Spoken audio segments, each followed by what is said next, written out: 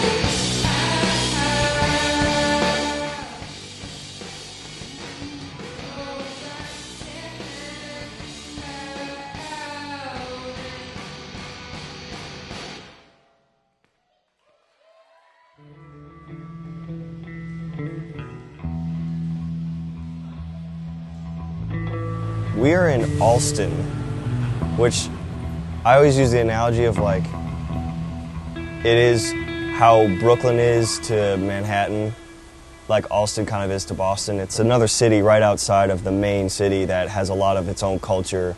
We're in like the grungier, hipper kind of area of Boston that isn't all shiny and touristy and all that.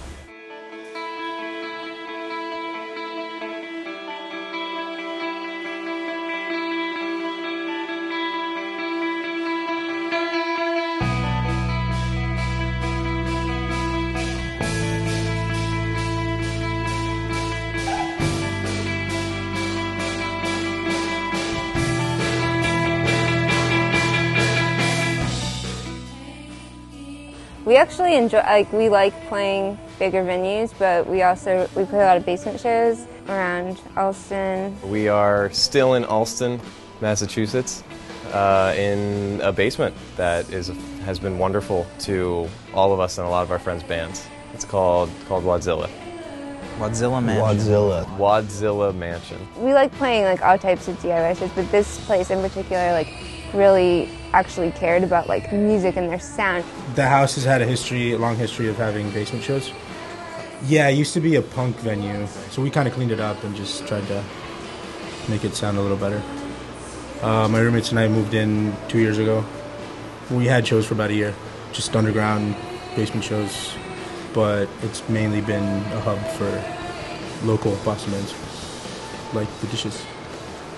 In our minds, the best basement venue in the whole city. It was for a long time. There are a lot of the bands that play here on the wall. Yeah. Give each a brick.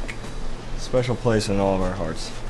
I'm sure there's a lot of great bands there. I mean, I guess it's a big college town, and there's a lot of universities up there, and so I'm sure there's a lot of young people, with some great ideas. Definitely know a lot of the other bands. Boston's a relatively small scene if you compare it to New York. There's a lot of bands, but a lot of us know each other, and especially the little community that we're a part of. It really is. We tour together, we play lots of shows together, we plug each other's bands. It is definitely a community. It's not just random bands that just run into each other. These are all the shows we had last year, so I think it was total 40-something.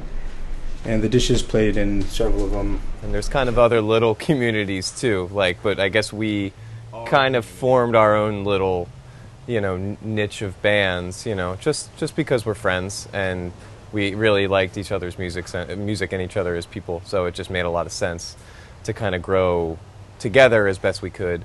Yeah, Allston is a very, basically every house on this block, these 2 blocks, the 3 blocks around here, it's all musicians, it's all young kids.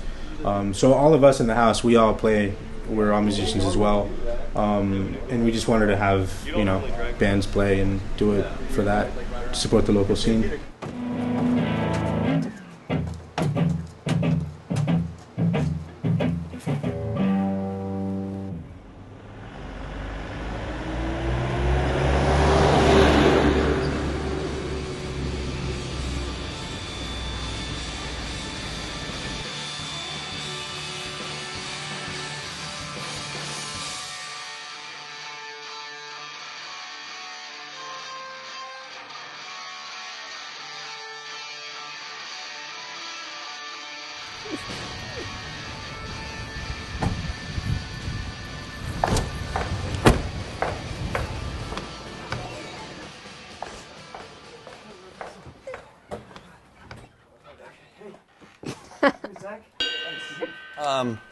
We're in the Fenway part of Boston. Yeah, it's not too far from downtown, and it's not too far from like the parts of the city where we live, so it's a decent spot to have a rehearsal space. And we share the space with 5 other bands, and they're all our friends. So yeah, we're good with leaving our gear here, and you know, when somebody's amp breaks, everybody's cool with letting someone else, you know, borrow theirs for a gig, which is great. Yeah, we'll have practice at like 12. It'll go to 3 in the morning. Just to fit it in. And then get up super early and go to work, and it's like, it is worth it. It's worth getting up that early and working these dumb jobs, but... Yeah. You get exhausted from working so much, yeah. You know, it takes a toll mentally after a while. You're like, man, I just want to play music. I don't want to serve people, but whatever, it's worth it. We really all are so into music, we want to be focusing on that. Yeah. So it's like I'm going to keep ridiculous jobs to just keep them as long as I can to try to just keep playing. We all know it's a long-term game, and it's a patience game. We're okay with it.